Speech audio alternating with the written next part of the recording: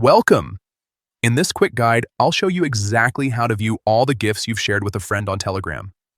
If you've ever wanted to go back and find a funny or important GIF without scrolling endlessly through your chat, this feature makes it super easy.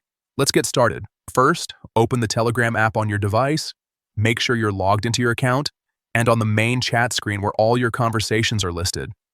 Next, open the chat with the friend whose shared GIFs you want to view. Just tap on their name from your chat list to enter the conversation. Once you're inside the chat, look at the top of your screen and tap on your friend's name. This will take you to the chat info page where you can access shared media and other details related to your conversation. Now, on this screen, scroll down a bit until you find the section that organizes shared content. Here you'll see different tabs like Media, Files, Links, and more. Tap on GIFs at the bottom to open the dedicated GIF section. As soon as you tap on GIFs, you'll see a collection of all the GIFs that have been exchanged in that chat. It's neatly organized, so you don't have to manually search through messages anymore. Finally, just scroll down to browse through all the GIFs. You can quickly find older ones, revisit your favorites, or even tap on any GIF to view it in full size. And that's it.